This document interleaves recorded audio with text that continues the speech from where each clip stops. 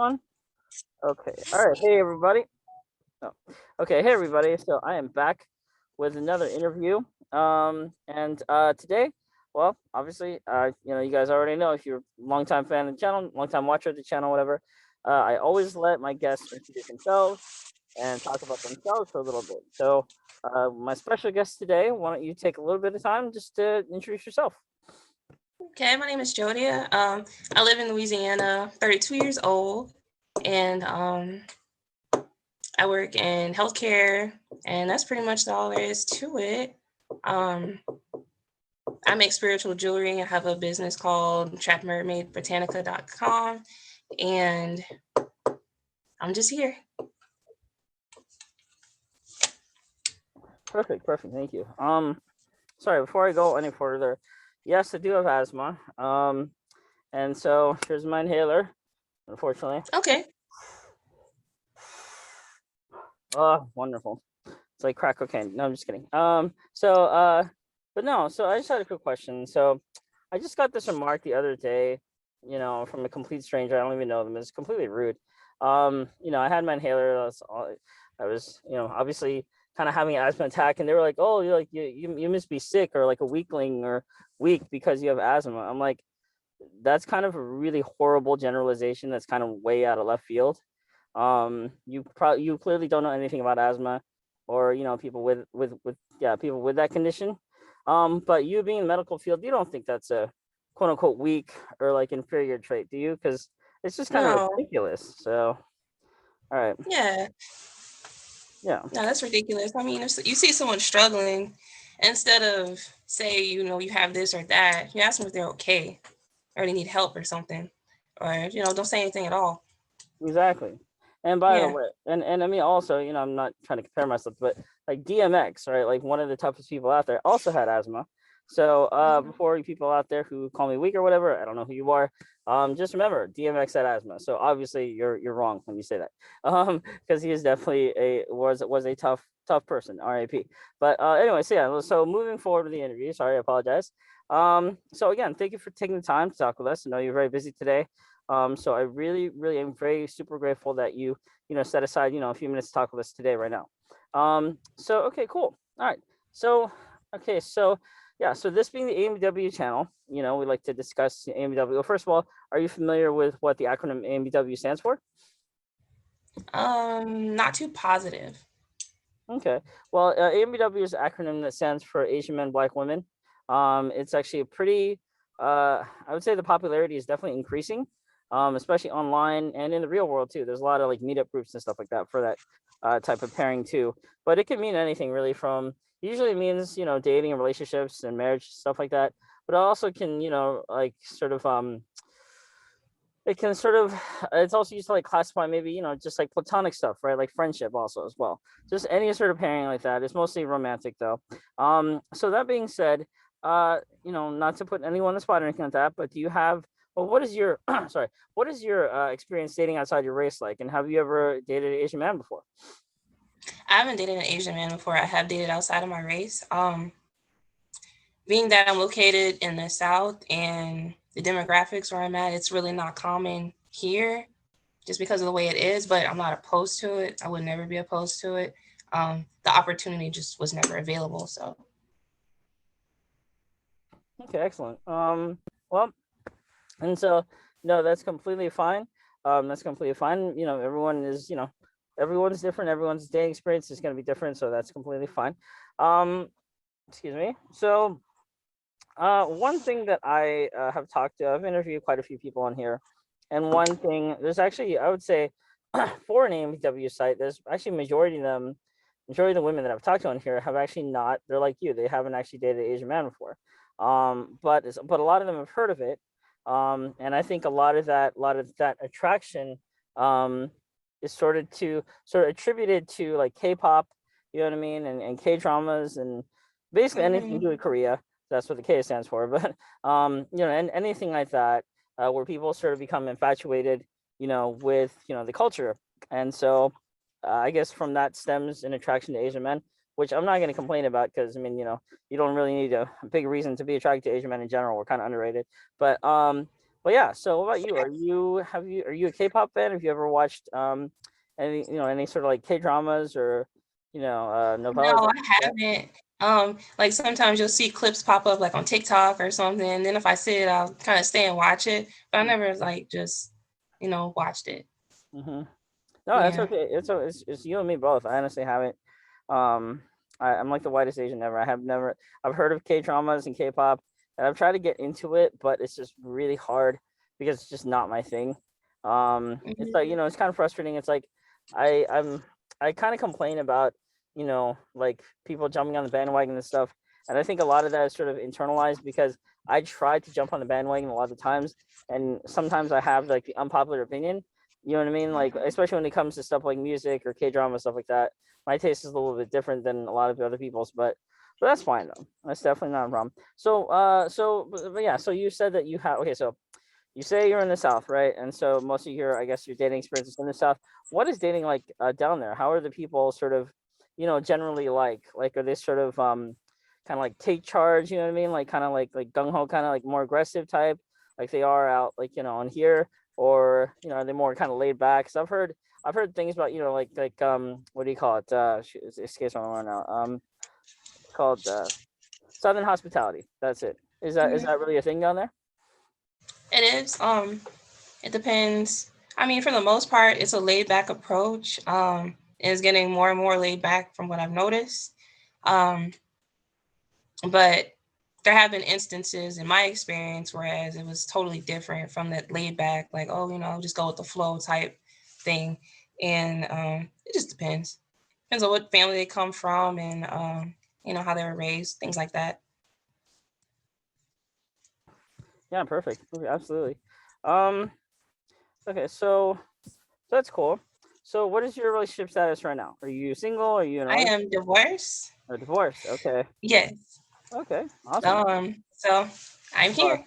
I mean, I'm sorry, I didn't mean to say awesome. I don't know why I said that. Yeah, it's awesome. That's um no, but no, it's yeah, but hey, shit happens, Right. well I can say that that's honestly more further than I got. I mean, I've been engaged, but like the woman that I was engaged to, my ex a little while ago, she man, I'm not gonna say her name because I don't want to put her on blast like that, but I would say that, and if I wasn't such a nice person or nice person, church going person, whatever, that I would be okay with putting her on blast because some of the shit she did was excuse my language, was effing crazy, man. Like, she cheated on me constantly. She ended up developing a lot of bad habits, like getting involved with Mhm. bad people, like drug dealers, stuff like that. um and among other stuff too. She had a lot of issues, unfortunately. But I mean, what can you do? Failed relationships. Most of the time they don't work out. Occasionally they do. Whatever. Um. Right. So, but what can you say, right? What can you say from your experience now that you're divorced, right? And I don't know how long you were married for or whatever. Like, what can you say that you now going forward? You know what I mean? If you're ready to meet someone else, or you're starting, trying to get back out there. What are things that you look for and things to look out for, right? In terms of what you want and what you don't want in a guy. Right. Okay. So, in my experience, we were compatible for the honeymoon stage, and then outside of that, we weren't. I think next time, no, I know next time I'm gonna pay attention to values, long-term plans, personalities, and then how a person deals with stress. That's like a major thing because in my experience, the person I was with, they dealt with stress in a very toxic way that affected everyone around them. So definitely gonna take more time to pay attention to things you usually miss when you're dating. Right, right, absolutely. Um, would you say that you were kind of, now that your marriage didn't work out or whatever, that you're maybe a little bit hesitant to get out there?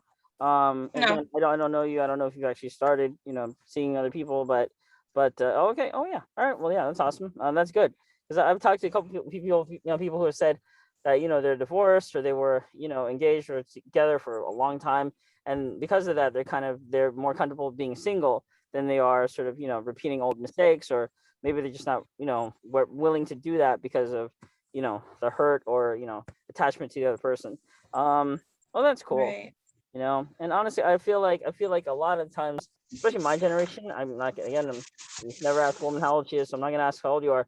But for my generation, we I feel like there's less and less of us getting married and settling down, and even I mean, like, not even that, like, also just like starting families. No one's doing that.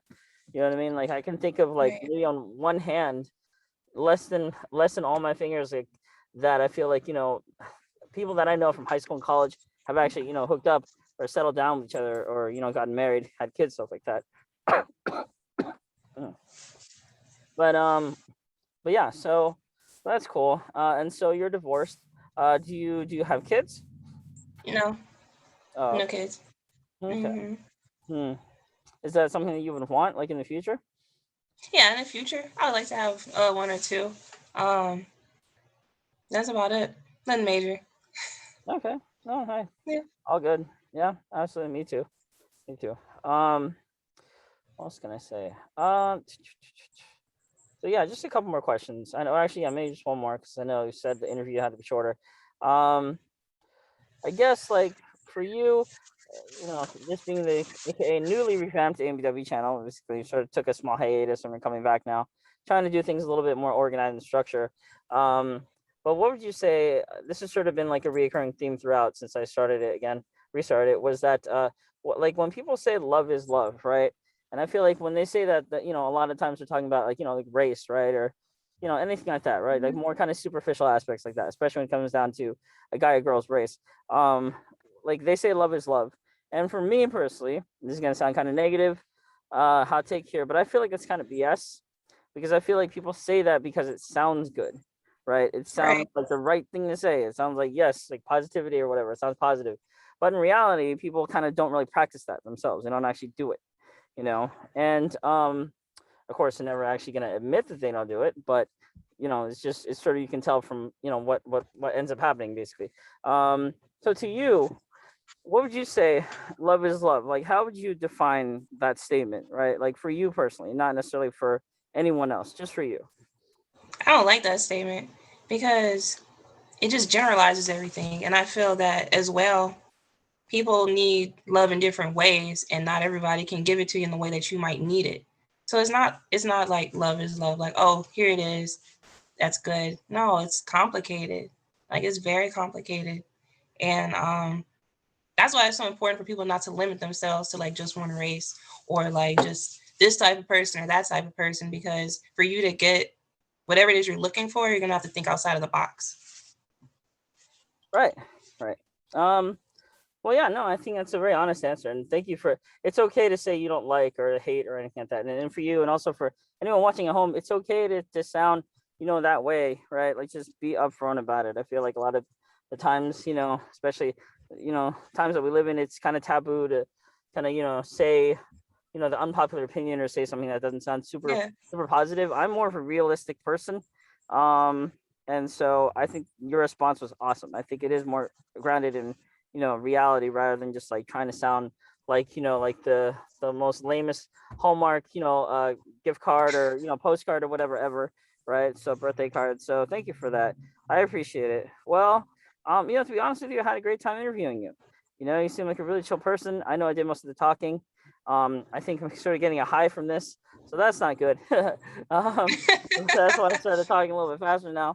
But no, no, you seem like a very pleasant person. So thank you again for taking the time to talk to me. Um, I hope that that things work out for you in the future. You know what I mean? Like, whatever you decide. I hope that Hmm. it's fine, and I think it's fine. Everyone watching at home, just to be yourself, to be realistic with yourself. It's okay to be positive, but it's also have be good, especially the more experienced you are, to be realistic about what you want and all that stuff. Because I feel like that's kind of an obstacle, right, in dating. Most of the times, people kind of put up this positive filter because they don't want to see, they just very black and white. They don't want to see, you know what I mean, like reality, or things that kind of don't gel with what they're about and all that stuff. Anyway, I don't know what I'm saying anymore. Anyway, okay, so yeah, and thank you everyone watching. I'm gonna close out this interview now, but again, like, comment, subscribe this video. I will be making more. There's definitely more coming. And then also, on that note, remember, asthma is not a sign of weakness. Actually, it's cool. Like, if you have asthma, you're lame. So, people, asthmatics, we're awesome. Everyone else, not cool. No, I'm just kidding. But anyway, so all right, guys. Well, that's bye bye, and to my guest again, ma'am, thank you very much for taking your time. Have a great day, everyone. Hasta la vista. Bye bye.